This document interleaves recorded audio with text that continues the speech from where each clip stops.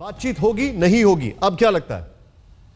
निशांत जी, मैं एक थोड़ा सा आपका जवाब मैं दूंगा, लेकिन आपको इतना कहूंगा कि सीमा, आप कह रहे थे कि सीमा पर उल्लंघन पहले भी होता रहा है और पहले फायरिंग पाकिस्तान करता था और फायरिंग का एंड भी पाकिस्तान करता था, लेकिन अब सीमा पर फायरिंग तो पाकिस्तान करता है, गोली पाकिस्तान की तरफ से चलती है, लेकिन भारतीय फौजें भी गोला दागती हैं और शांति यानी कि फायरिंग बंद भी पाकिस्तान की तरफ से जो स्टेटमेंट आया नंबर इस पे आपका रिएक्शन क्या है? नंबर एक।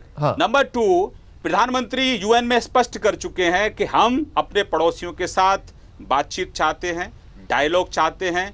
आतंकवाद पर जब तक वो लगाम नहीं लगाएगा तब तक पाकिस्तान को तय करना है कि बातचीत का वातावरण वो स्वयं तैयार करे।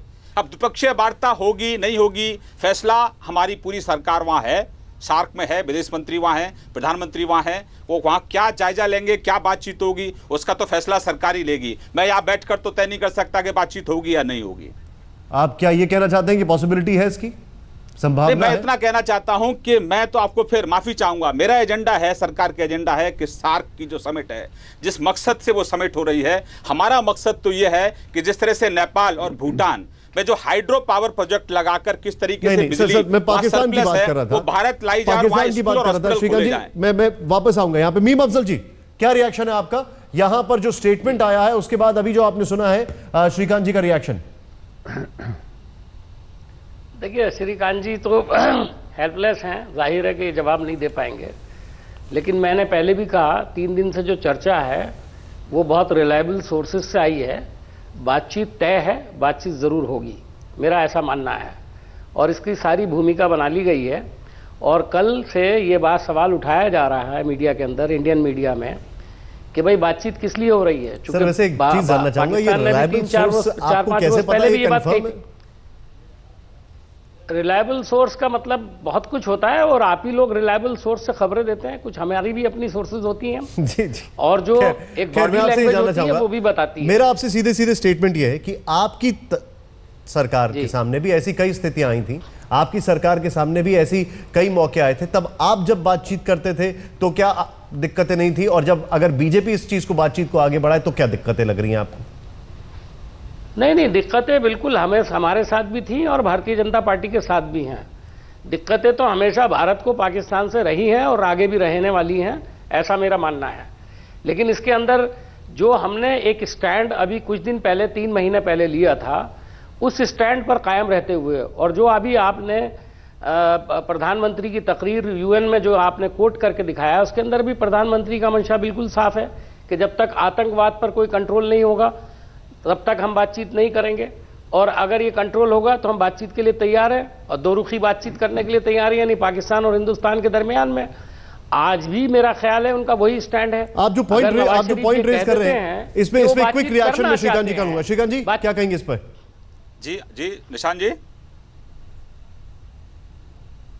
निशांत जी अपना सवाल दोहराइए। मीम अफजल साहब ने कहा है कि अभी तक आप लोग सीधे सीधे ये कहते आ रहे थे कि उनको जब तक वो नहीं ठीक होंगे तब तक हम बातचीत नहीं करेंगे, और अभी स्टैंड आपका ऑल्टर हो रहा है, आपका रिएक्शन?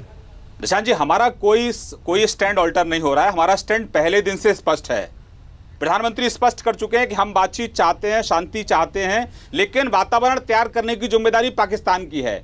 पाकिस्तान जिस मोर्चे पर भी जा रहा है, पाकिस्तान को श्रीकांत जी यही तो सवाल है कि अभी वातावरण तैयार नहीं हो रहा है। श्रीकांत जी आप बिल्कुल सही कह रहे हैं। श्रीकांत जी आप बिल्कुल सही कह रहे हैं। मैं ये पूछ रहा हूं कि अगर आज नवाज शरीफ साहब ने कहा है कि पाकिस्तान बात करना चाहता है, तो क्या हम ये मान लें कि वो वातावरण तैयार हो गया सिर्फ उनके कहने से? प्रिसाइसली श्रीकांत जी, देखिए, कहने मात्र से क्या होगा? अब असेसमेंट तो हमारी सरकार है, वहां हमारे विदेश मंत्री हैं, हमारे प्रधानमंत्री हैं, वो असेसमेंट करेंगे कि आगे की रणनीति क्या उनकी रहने वाली है। लेकिन जो पाकिस्तान के बारे में अब तक बातचीत हमने की है, जो हमारा स्टैंड है, वो स्टैंड हमारा कहीं कोई डाइल्यूट नहीं है। मैं थोड़ा सा सर मैं इसको थोड़ा सा पॉलिटिकल आउटलुक से आगे बढ़ाकर, कोई बयान ना तो मीम अफजल साहब, मैं थोड़ा सा इसको पॉलिटिकल आउटलुक से आगे बढ़ाऊंगा। मीम अफजल साहब कल का इंतजार कर लीजिए, कल तक इंतजार कर लीजिए। 3 लोगों के बयान से हम ये अंदाजा लगा सकते हैं कि आप उस स्टैंड पर कायम हैं। या तो प्रधानमंत्री का बयान आए, या फॉरेन मिनिस्टर का बयान आए, या विदेश जो प्रवक्ता हैं उनका बयान आए, तो हमारी समझ में आता है कि कोई तब्दीली हुई है या नहीं हुई है। मीम अफजल साहब, उस पर तो कोई जी। श्रीकांत जी, मैं आपसे एक सवाल पूछ रहा हूं यहाँ पर। मेरे दो गेस्ट और मौजूद हैं, मेरे दो गेस्ट और मौजूद हैं, मैं उनके पास जा रहा हूं, लेकिन मैं थोड़ा सा आपको इंतजार करा रहा हूं। श्रीकांत जी, मेरा एक सवाल है। जम्मू कश्मीर में चुनाव चल रहे हैं, जम्मू कश्मीर में बाकायदा प्रधानमंत्री जाकर कहते हैं कि हमने पाकिस्तान को जवाब दे दिया, पाकिस्तान ने यह किया तो हमने वो जवाब दे दिया। आज अगर पाकिस्तान को जवाब देने के बाद पाकिस्तान बातचीत की बात कर रहा है, जैसा कि नवाज शरीफ का स्टेटमेंट आया है, और बातचीत हो जाती है, तो आपको लगता है वापस जो बाकी 4 चरण के चुनाव हैं तो प्रधानमंत्री के पास कोई फेस सेविंग होगी? किस आधार पर बातचीत कर रहे हैं, क्यों बातचीत कर रहे हैं, ऐसा क्या चेंज हुआ, ऐसे कौन से वादे जो पूरे करेंगे जो पहले किए थे उन्होंने? निशांत जी, आप बहुत वरिष्ठ पत्रकार हैं, लेकिन किंतु परंतु में विदेश नीति के संबंध में कोई जवाब नहीं दिया जाता। मैं आपको स्पष्ट कर दूं, भारत सरकार का स्टैंड पहले दिन से क्लियर है। हम शांति चाहते हैं, लेकिन उसके लिए वातावरण पाकिस्तान को बनाना होगा। डायलॉग के लिए पाकिस्तान को वातावरण बनाना होगा। पाकिस्तान हमारे अंदरूनी मसलों में दखल भी देता रहे, पाकिस्तान सीमा पर सीज फायर का उल्लंघन भी करता रहे, और पाकिस्तान के प्रधानमंत्री, जैसे आपके सोर्स बता रहे हैं कि हम बातचीत करने के लिए तैयार हैं, वो भी कहता रहे। अब पाकिस्तान तो बातचीत करने के लिए तभी भी तैयार थे जब अलगाववादियों से उन्होंने बातचीत की थी। सर, लेकिन इन सब चीजों का मैं थोड़ा आगे बढ़ूंगा। शंकर प्रसाद जी हमारे साथ हैं, आगे की क्या रणनीति रहेगी? अफजल साहब मैं रोकूंगा, पॉइंट टेकन। जनरल साहब, मैं आपसे सीधे सीधे बोल रहा हूं, भारत की तरफ से अभी भी वही बात कि पाकिस्तान को वातावरण बनाना पड़ेगा। वहां नवाज शरीफ साहब ये कहते हैं कि गेंद भारत के पाले में है। क्या, कहां जा रहे हैं? आपको लगता है कि सार्क में भी अगर बातचीत हो जाती है, चलिए हमने मान लिया 2 मिनट के लिए बातचीत हो जाती है, वो हमें कहीं आगे लेके जा नहीं रही है, तो फिर बातचीत करने की जरूरत क्या है, खाली डिप्लोमेसी के नाम पर? ये बातचीत और डायलॉग का फर्क आप क्यों नहीं समझ पा रहे हैं? ये डायलॉग अलग चीज होती है, बातचीत जो हो रही है इस किस्म की मीटिंग में वो बात अलग होती है। केसी सिंह साहब भी इस बात को समझा चुके हैं। भाई वहां पे 2 प्रधानमंत्री बैठे, क्या हलो नहीं करेंगे? क्या उसको आप डायलॉग को रेफर करेंगे? उनसे ये अवश्य कहेंगे कि आप सीमा पर ये फायरिंग क्यों नहीं रोकते, आप आतंकवाद को क्यों नहीं रोकते? ये बातचीत करना तो बहुत जरूरी है, आप इस मसले को आगे क्यों नहीं बढ़ाते? ये सवाल जरूर पूछना चाहिए मोदी साहब को उनसे। बातचीत का ये मतलब नहीं है कि डायलॉग शुरू हो गया। जब तक कि भारत सरकार की जो स्टैंड है उस पर सरकार मौजूद है, और मैं समझता हूं रहेगी, जब तक लाइन ऑफ कंट्रोल एक्टिव है पाकिस्तान की तरफ से, और जब तक टेररिज्म चल रहा है, तब तक कोई डायलॉग नहीं हो सकता। इसमें कोई मेरा ख्याल से 2 राय नहीं है। यानी कि आप ये कहना चाहते हैं कि अगर ये जो बातचीत है, जो बेसिकली एक फॉर्मेलिटी के तौर पर आप बोल रहे हैं, और बिना बातचीत किए कोई बात आगे बढ़ नहीं सकती। और अगर आपको बातचीत करने में कोई परेशानी हो रही है तो वो क्या परेशानी है? क्या आपकी आर्मी आपको परेशान कर रही है? क्या आपकी कोई पॉलिटिकल पार्टीज आपको परेशान कर रही है? क्या ये जो टेररिस्ट ग्रुप्स है वो आपको परेशान कर रहे हैं? अगर आपको कोई परेशान कर रहे हैं तो कहिए, हम आपकी मदद कर सकते हैं इन चीजों में। मैं समझता हूं ये बातचीत शायद हो जाए, लेकिन डायलॉग करना मैं समझता हूं कोई चांस नहीं है इसका भी।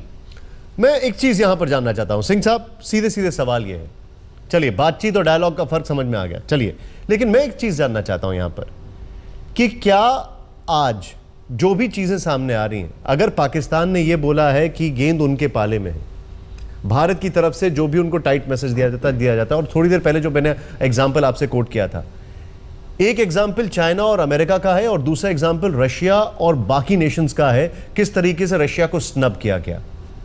क्या आज की तारीख में सार्क में भारत की वो इंपॉर्टेंस, क्या भारत की वो महत्ता, क्या भारत की वो स्ट्रांग होल्ड नहीं है कि हम बकायदा जॉइंटली एक स्नब कर पाए, पाकिस्तान को बता पाए कि इस पूरे सार्क में अगर कोई फेलियर नेशन है तो आप हैं और आपकी वजह से सार्क आगे नहीं बढ़ रहा है? देखिए, पहली बात तो ये है, जब सार्क बनी थी उसमें तय हुआ है कि बायलैटरल मुद्दे नहीं उठाए जाएंगे, क्योंकि अगर बायलैटरल 2 देशों के बीच के मुद्दे हैं तो इसमें 10 मुद्दे उठेंगे। तो इसलिए ये हिंदुस्तान ने इंसिस्ट किया था कि बायलैटरल मुद्दे सार्क में मत लेके आए, नहीं तो ये अड़चन बन जाएगी इसमें। लेकिन जब आप रिट्रीट में हैं, ऑफ द रिकॉर्ड बात कर रहे हैं, इनफॉर्मल बात कर रहे हैं, उस समय सारी बात किसी की भी किसी से हो सकती है। लेकिन 2 चीजें मैं कहना चाहूंगा कि एक चीज हम भूल रहे हैं कि फॉरेन सेक्रेटरी की विजिट के टाइम भी सरकार ने यह कहा था कि हुर्रियत से क्यों मिले, और अगर ये हुर्रियत से मिलेंगे तो हम बातचीत नहीं करेंगे। और नवाज शरीफ ने भी नेपाल आने से पहले वहां कहा है कि हम हुर्रियत से मिलते रहेंगे। मेरा उस टाइम भी यह विचार था कि इसको हमें कंडीशन नहीं बनाना चाहिए था। आतंकवाद कंडीशन है, सीजफायर वायलेशन कंडीशन है, हुर्रियत को हम इसमें मत लपेटें, क्योंकि ये एक ऐसा मुद्दा है जिसमें कोई भी प्रधानमंत्री पाकिस्तान का आपको एफिडेविट नहीं दे पाएगा। प्राइवेटली चाहे जो मर्जी वो कह दे, आस्ता आस्ता शायद वो हट जाए, लेकिन आपने उस मुद्दे पे बातचीत तोड़ी, क्या कश्मीर में इलेक्शन के लिए तोड़ी, क्या डोमेस्टिक पॉलिटिक्स के लिए तोड़ी, किस लिए तोड़ी? ऐसी चीज को मुद्दा नहीं बनाना चाहिए जिससे बैक ऑफ करना, आप एक कोने में फंस जाएं और निकल ना पाएं। अब इसीलिए आज सवाल उठ रहे हैं कि आप बातचीत क्यों कर रहे हैं। नहीं सर यहां पर दो तीन चीजें हैं सर सिंह साहब, वो एक ट्रिगर था, पॉइंट टेकन, लेकिन हमें नहीं भूलना चाहिए कि उस ट्रिगर से 2 दिन पहले तक सीजफायर वायलेशन चल रहा था और बहुत ज्यादा चल रहा था। हमें यह नहीं भूलना चाहिए कि उसके बाद भी नॉन स्टॉप सीजफायर वायलेशन हो रहा है। हमें नहीं भूलना चाहिए कि यूएन में नवाज शरीफ साहब ने बनाना चाहिए था जी, नवाज शरीफ में साहब ने यूएन में क्या किया, चाहते हैं, ओबामा के साथ क्या किया, हाल फिलहाल स्टेटमेंट क्या आया और होम मिनिस्टर का स्टेटमेंट क्या आया, इन सब के अगर इन सब के बैकग्राउंड में देखा जाए, अगर बातचीत होती है तो सीधे तौर पर यह समझा जाए कि भारत अपने टर्म्स और कंडीशंस बड़े स्पष्टता से रखेगा। देखिए, मैंने पहले भी कहा आपसे कि हम पहले ही कह चुके हैं, हमारी सरकार पहले ही कह चुकी है, हमारा स्टैंड जग जाहिर है। मैं रिपीट कर देता हूं, हम शांति चाहते हैं, डायलॉग चाहते हैं, लेकिन उसके लिए जमीन तैयार करने की जिम्मेदारी पाकिस्तान की है, नंबर 1। नंबर 2, निशान जी, मेरा फिर आपसे आग्रह है, फोकस है कि हम सार्क को मजबूत करने की जिम्मेदारी हमारी है। हम जो एशियान देश हैं उनकी तरह सार्क को भी मजबूत करना चाहते हैं। Point taken sir, point taken. मेरे पास समय बहुत कम है। मीम अफजल जी, आपका लास्ट रिएक्शन इस पर। देखिए, मैं कहूंगा अभी केसी सिंह साहब ने बहुत ही पते की बात कही है और बहुत गहराई से कही है, उसको समझने की ज़रूरत है। और ख़ास तौर पे जो फॉरेन मिनिस्ट्री में लोग हैं उनको ये बात समझने की ज़रूरत है कि हमको किन चीज़ों पर अटकना चाहिए और किन चीज़ों से बचना चाहिए। वो उन्होंने एक इशारतन बात कही है और जो मैं समझदार लोग हैं वो समझ गए हैं वो क्या कहना चाहते हैं। जी सिंह साहब, आपका लास्ट रिएक्शन। इस वक्त भी अगर बातचीत हो रही है तो बिल्कुल जी, पॉइंट टेकन सर।